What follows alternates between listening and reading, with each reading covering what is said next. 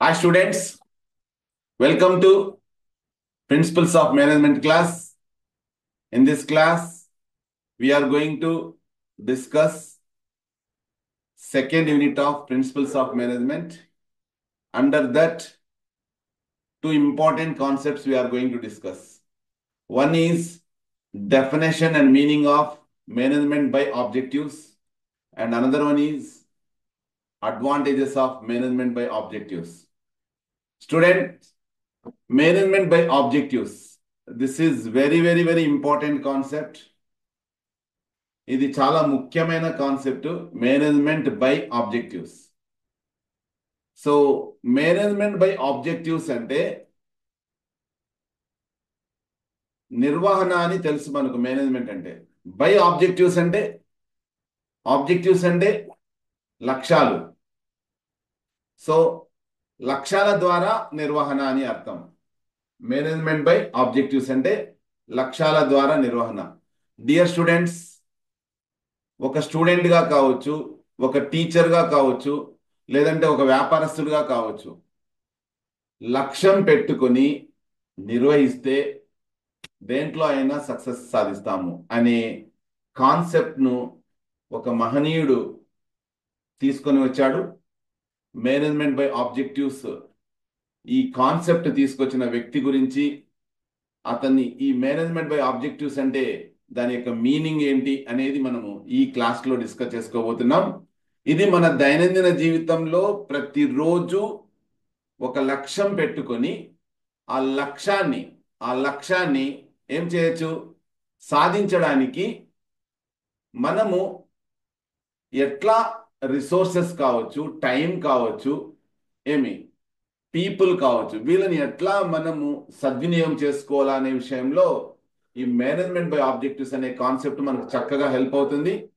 మీ నిజ జీవితంలో మీ ఫ్యామిలీ మెంబర్స్కు, మీకు, నాకు, లేదంటే ఒక తరగతికి, లేదంటే ఒక కాలేజీకి, టోటల్ ఎంటైర్ ఒక పెద్ద ఆర్గనైజేషన్కు ఈ కాన్సెప్ట్ ఎక్సలెంట్గా హెల్ప్ అవుతుంది. ఇది ఆషామాషి కాన్సెప్ట్ కానే కాదు. మేనేజ్మెంట్ బై ఆబ్జెక్టివ్స్ మన నిజ జీవితంలో మనం అంతర్గతంగా ఒక్కసారి లక్ష్యం డిసైడ్ చేసుకుంటే దాన్ని ఎట్లా మనం సాధించాలనే దానికి ప్లాన్ చేసుకోవడానికి ఖచ్చితంగా హెల్ప్ అవుతుంది. దాని గురించి మనం ఈరోజు డీటెయిల్డ్గా డిస్కస్ చేసుకోబోతున్నాము. దయచేసి మీరంతా కూడాను సావధానంగా వినాల్సిందిగా కోరుచున్నాను. Thank you.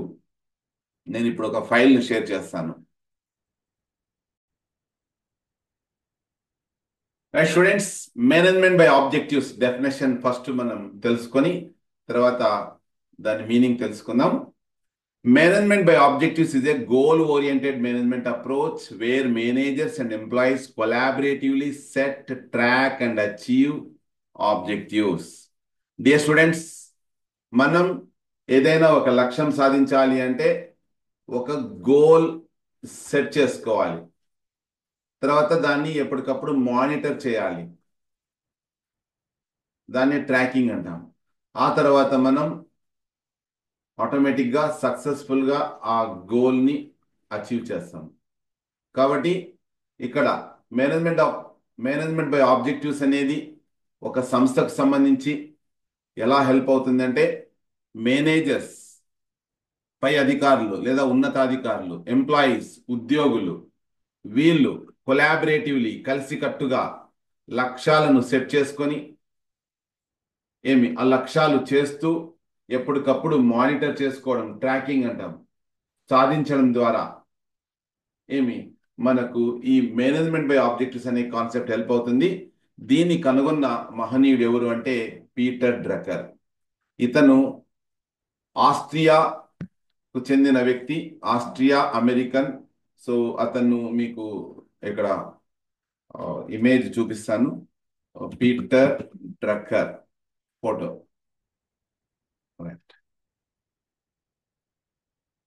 So Peter Ferdinand Drucker, ఇతను Austrian American management consultant. Okay, management guru అన్న. ఈయన చాలా మంచి ఐడియాలు వ్యాపార నిర్వహణ కోసం ఇచ్చిన మహనీయుడు. ఇతని ఐడియాల వలన వేలాది కోట్లు సంపాదించుకున్న బిజినెస్ మ్యాగ్నెట్స్ ఎంతో మంది ఉన్నారు.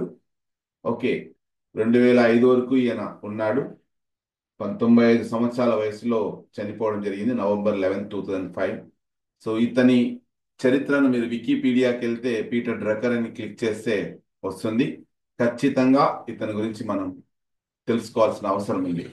ఎందుకంటే he has been described as the champion of management as a serious discipline. Okay, so he was a lead. He was also a leader in the development of management education, invented the concepts known as management by objectives and self-control. Self-control, management by objectives అనే concept ఇతనే invent చేశాడు.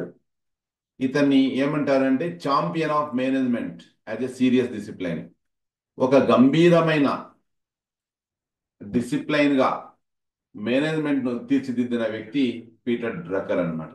అప్పుడు దీన్ని యాక్చువల్గా ఒక subject గా భావించే వాళ్ళు కాదు మేనేజ్మెంట్, కానీ ఇది ఒక చాలా ప్రతి ఒక్కరూ వ్యాపారానికి సంబంధించిన నిర్వహణను సీరియస్ గా తీసుకోవాల్సి ఉంటుంది. కాబట్టి దానికి సంబంధించిన ప్రిన్సిపల్స్ నాలెడ్జ్ తప్పనిసరిగా మేనేజింగ్ డైరెక్టర్స్ కు, మేనేజర్స్ కు ఖచ్చితంగా ఆ నాలెడ్జ్ ను షేర్ చేయాలని మొట్టమొదట ఇతను చొరవ తీసుకున్న వ్యక్తి.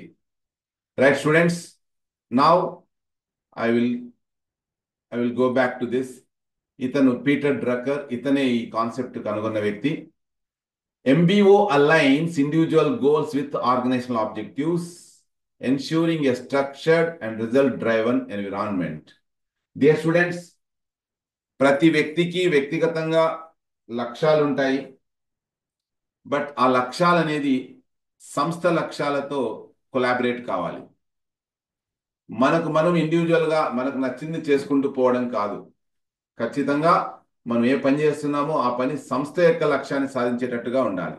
ఆ రకంగా MBO హెల్ప్ అవుతుంది.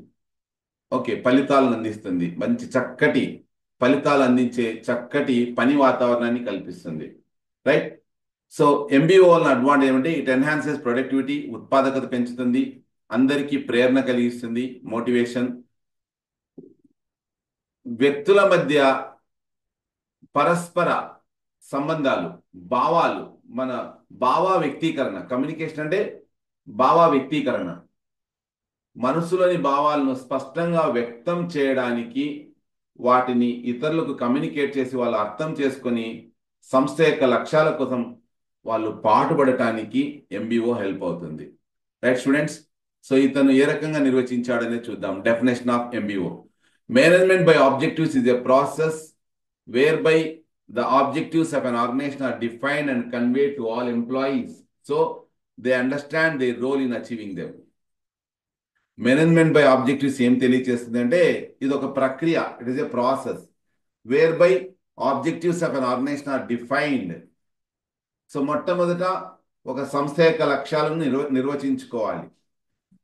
అంటే ఏం చేయాలి అనే విషయాన్ని నిర్వచించుకోవాలి. నిర్వచించుకున్న తర్వాత కాన్వే టు ఆల్ ఎంప్లాయీస్, ఏం సాధించాలనేది మొత్తం డిఫైన్ చేసుకున్నాక ఏం సాధించాలి అని అనుకుంటున్నామో అనే విషయాన్ని ఉద్యోగులకు తెలియచేయాలి.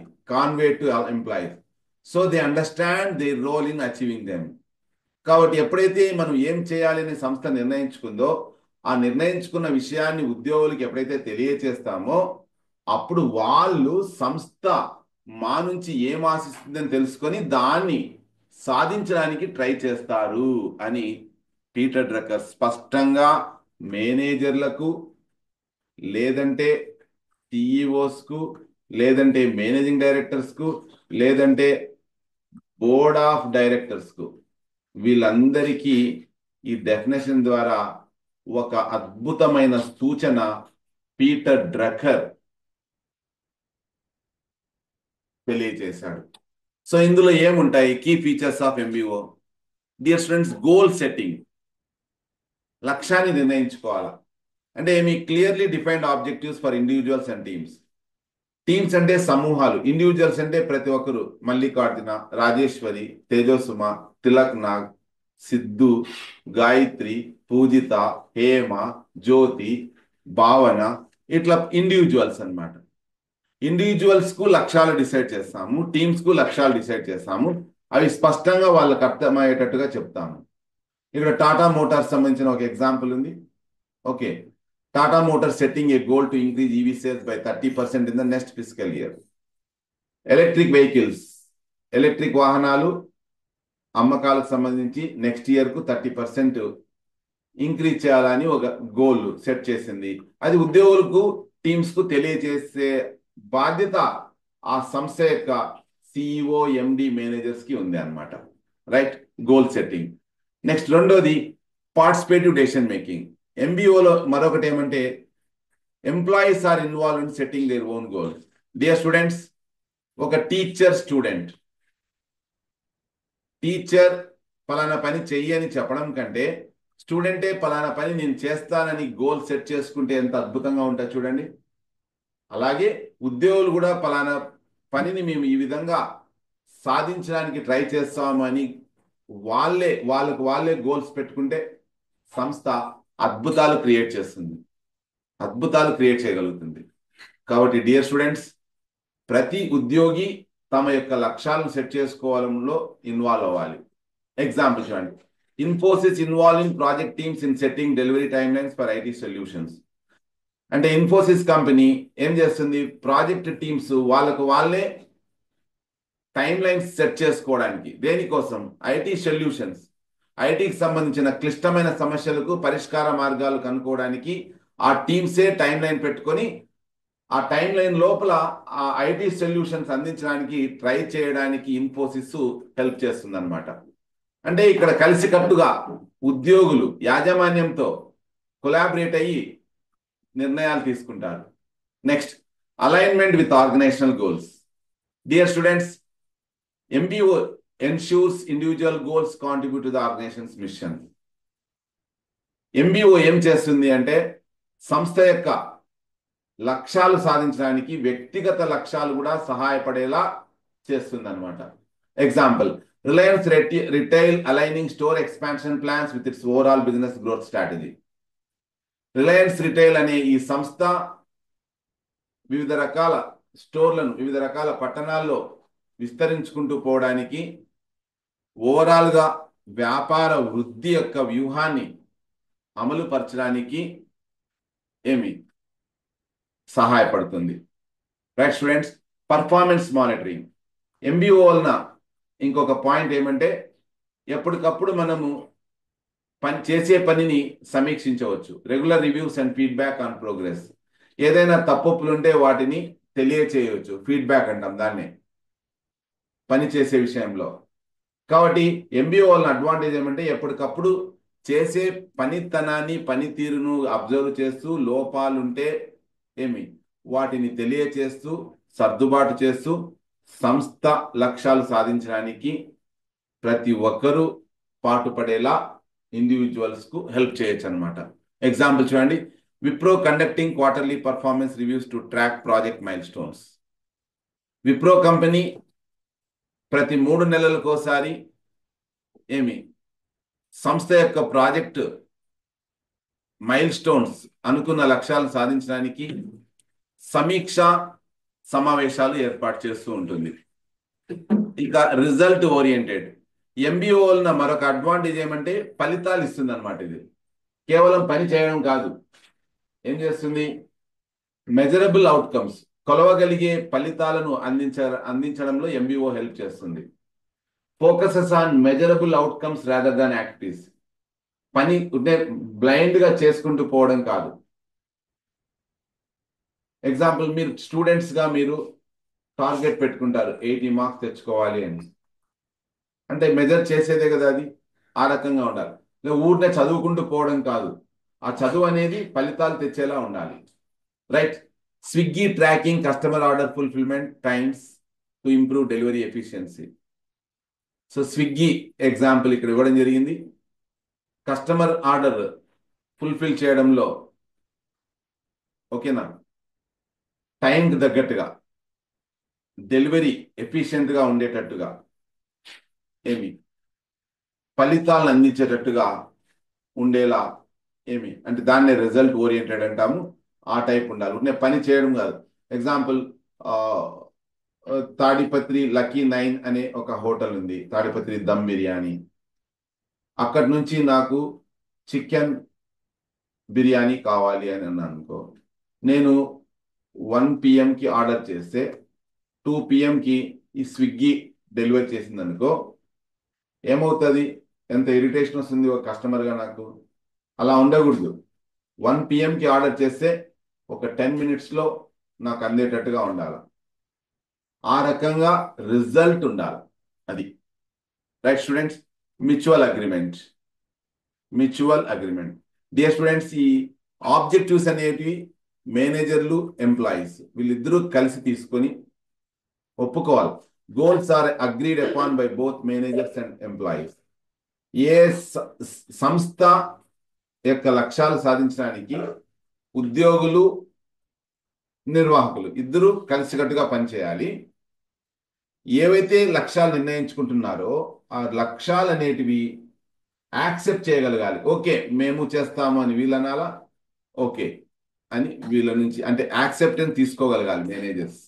అది HDFC banks relationship manager setting mutual sales targets with branch heads. Okay, ఏమంట? బ్యాంక్ యొక్క రిలేషన్షిప్ మేనేజర్లు mutual sales target branch heads అంటే HDFC బ్యాంక్లో రిలేషన్షిప్ మేనేజర్గా పనిచేస్తున్న వ్యక్తులు బ్రాంచ్ హెడ్స్తో కొలాబరేట్ అయి సేల్స్ టార్గెట్స్ను సెట్ చేసుకోవడము, అవి సాధించేలా చేయడం. అంటే ఒప్పుకోవాలన్నమాట. పలానా టార్గెట్, ఎగ్జాంపుల్ నేను ఈ ఒక మంత్లో 100 అకౌంట్లు ఓపెన్ చేయిస్తాను, ఒక నెలలో నేను 10 లక్షలు లోన్లు కస్టమర్లు తీసుకునేలా చేస్తాను అని టార్గెట్, దాన్ని రీచ్ అయ్యేలా చేయడానికి సంబంధించి ఇద్దరు ఒప్పుకోవాలి ఇక్కడ, రిలేషన్షిప్ మేనేజర్లు, బ్రాంచ్ హెడ్స్ ఇట్లా. సో ఈ రకంగా మనకు మేనేజ్మెంట్ బై ఆబ్జెక్టివ్స్ అనేది చాలా హెల్ప్ అవుతుంది. It's a wonderful concept. అది మన నిజ జీవితంలో మనము ఇంప్లిమెంట్ చేయడానికి హెల్ప్ అవుతుంది. కాబట్టి ఖచ్చితంగా దీన్ని మనం వ్యాపారం చేసే వాళ్ళే కాదు, చదువుకునే విద్యార్థి, పాఠాలు చెప్పే టీచర్ అందరూ కూడాను దీన్ని మనం అన్వయించుకోవచ్చు మన నిజ జీవితంలో లక్ష్యాలు సాధించడానికి. Thank you students. Thank you so much for your patient listening. Bye. Take care.